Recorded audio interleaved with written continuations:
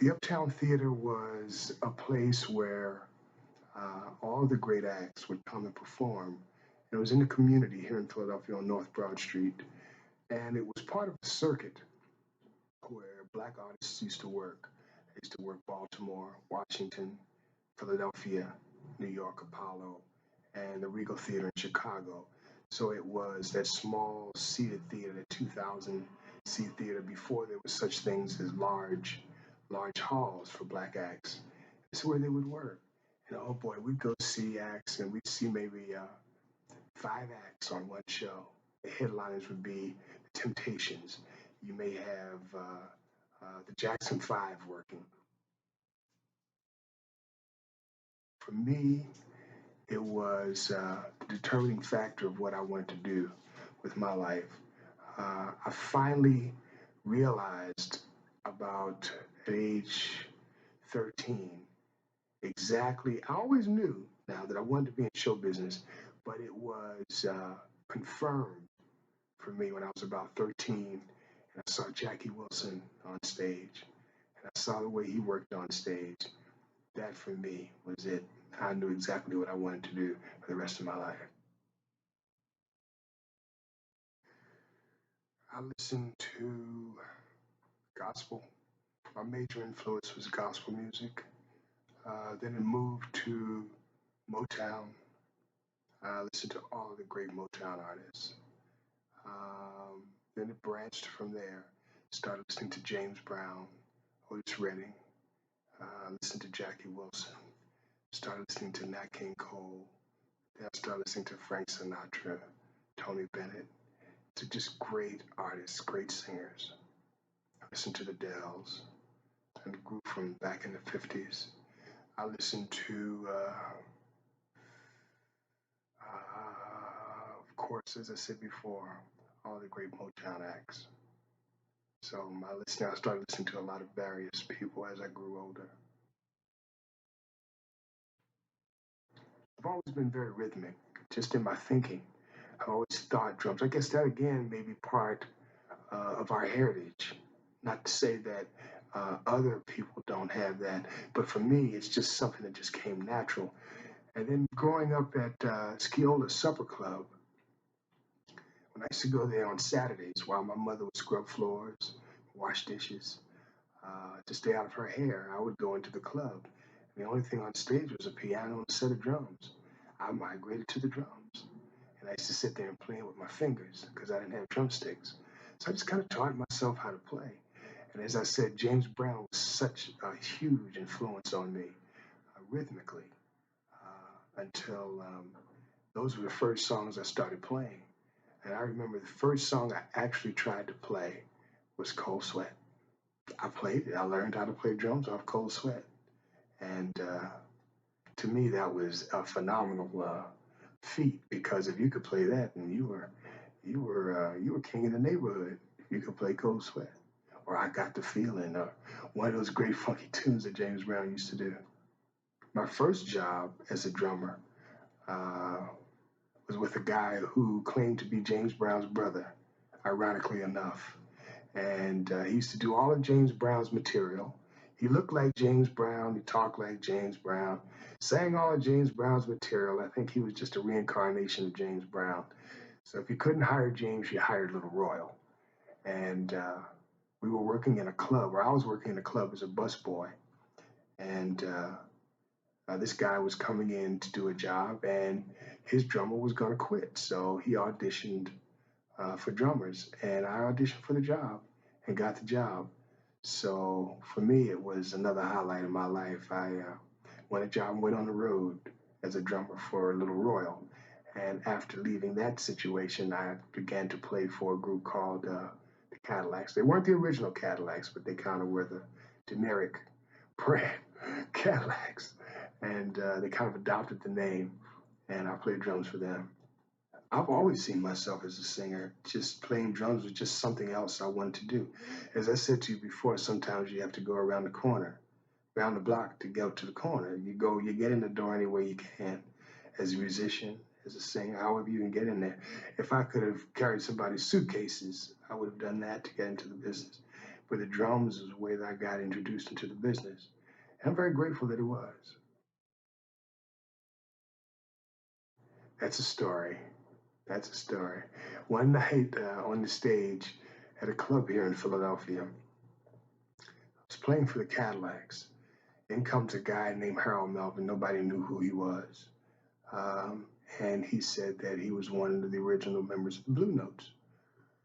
So I vaguely remembered the name Blue Notes from the 50s, a singing group from the 50s, doo-wop group. So it wasn't that important to me. So as it turned out, he wanted to hire the singers that were the Cadillacs, call themselves the Cadillacs, to become the members or the new members of the Blue Notes, which had just recently dispersed, and he was reforming the group. So they agreed, and they wanted to become the Blue Notes because he was working steady, and he had the connections to keep steady job and paychecks coming. I was the only musician that went along. We got together a whole new band. So the group was in a new formation. I went along as a drummer, so I became the drummer. But just then, at that time, it was just the Blue Notes, and it changed later on in life. I decided one time, one day in the French West Indies, we were working. I remember it was like yesterday. I decided I did not want to play drums anymore. I wanted to go and become a singer. So Harold overheard me talking to a young woman, and he approached me and said, "Well, please stick with me," because he had heard me sing. I used to sing on the drums. Sometimes I used to sing when the group didn't show up. The band, we used to do the show, you know. And so he heard me sing a number of times. So he knew I had the talent, and he asked if I'd be interested in coming up to the front and abandoning the drummer's job.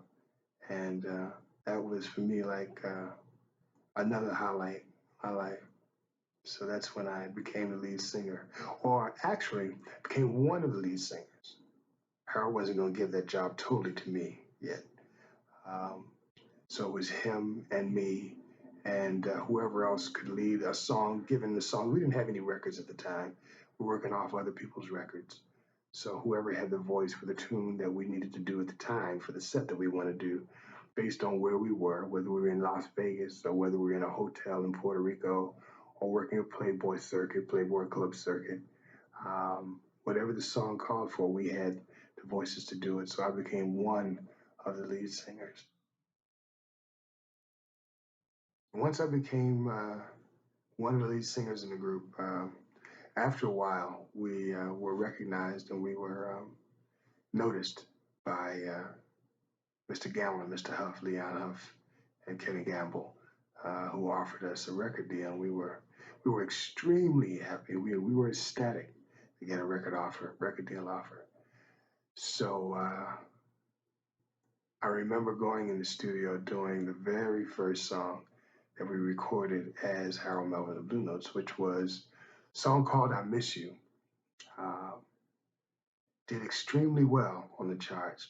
Very next record off of the same album was called "If You Don't Know Me By Now," and the record just soared. Man, the record went so big, so fast, and my memory of that was it almost made number one in the country.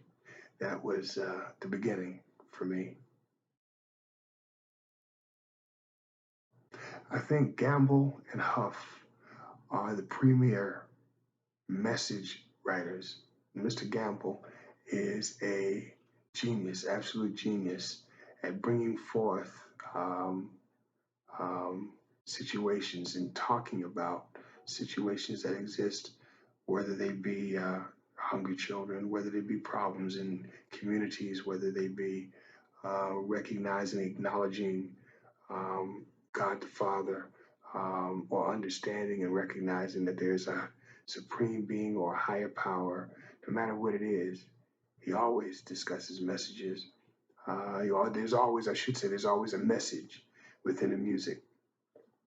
That has become probably his label, as that he's a messenger, a message type writer. And it's probably where I got my basic training as how to view situations in that format and understanding the songs deal with messages, or there should be messages in the music. There should be definitive things that the music is saying, and you can make that whatever subject matter you want. I do all kinds of stuff. You go back and listen to any of my records, you'll find things that have been very melodic, a la um, Nat King Coleish. You know, I am not limited at all. I don't limit myself. I write different types of things. I sing about different subject matter, and I will sing anything that appeals to me at the time. Rhythm and blues, you can taste like putty in your hands. You can mold it, build it. It's from the heart. It's from here. You can't categorize. You can't do anything but appreciate it. Listen to it. It's the music that has more than two chords. It's whoever's doing it. It's their interpretation of it. It's whatever you want it to be. It's the best of whatever you want it to be. I left the Blue Notes in '75, to be more accurate. And my thought was, um, this doesn't get it for me anymore. And I feel there's more that I can give. There's more that I need to do. I can do this differently. And this is not, this doesn't make me happy anymore, the situation. So I left to hopefully do it on my own. And I had really no expectations other than I would try. I knew that, or I felt that I could surpass where I was. I felt that I could. I felt that I had what it took, and I felt that I was obligated enough, and I was going to be dedicated enough to do what I had to do to make an effort, and that's all I knew. I just went after it with a vengeance. That's all. I take challenges. I've always taken a challenge and made the best of them. I think anything you do, you hope that it has the formula, but there's no there's no given formula. You do your best job, and you only record records that you feel have a great message, have great melodies, and you hope that all of the pieces are right. I do music based around real life situations and things that occur within relationships, within life, just just things that happen. And every song that I do is very real. So at any given time, any one of the songs that I've ever recorded can apply to someone in their life at some time. Even to myself, I look back and I think about the things that songs that I've recorded, and it applies today. So when you talk about personal favorites, depends on what situation you're talking about as to what's a favorite for me at the time. And this is not just a self-serving statement, but I'm very proud of the music that I've recorded, things that I've written, things that I haven't written, music that I have been involved with. I'm very proud to have been involved with. I'm still very proud to be involved in the music that I am because they're me. I do not, by no circumstance, I don't, I don't compromise anything. Don't compromise my ethics. I don't compromise the things that I want to talk about, and I talk about everything. Ray Charles, um, the epitome of Ray Charles.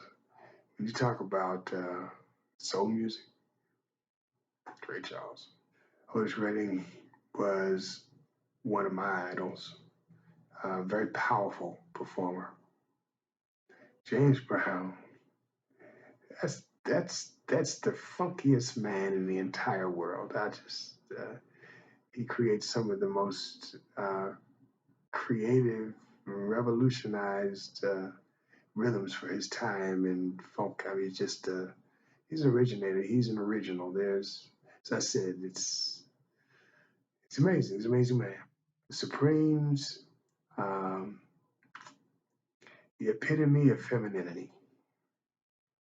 Sly Stone, very unique individual, way ahead of his time. I don't think he could even handle his genius. I mean, he had just that much. I mean, just an amazing creative person. Well, I guess Aretha's probably the best person to talk about Aretha, but certainly her contribution to the music industry is so enormous, so vast, um, and rightfully deserves the title that she has held, that throne, that title for forever and will always. She is just very good friend of mine.